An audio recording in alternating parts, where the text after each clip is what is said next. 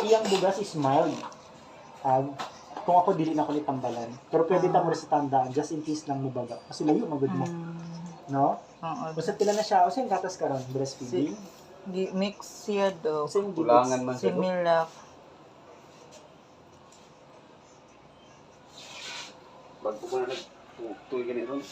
Okay. Okay naman mag-mix kung kaya ni baby. Mm. Sa iyang edad karon approximately kuha na siya karon 60 to 90 ml.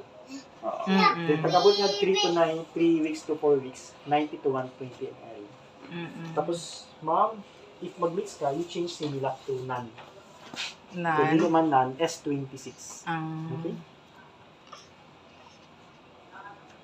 Thank you, Lord. Nahagbong ra. Wala. Happy ko. Repair ka po ni mo ni ha? Well, baby. Ayun na kayo na.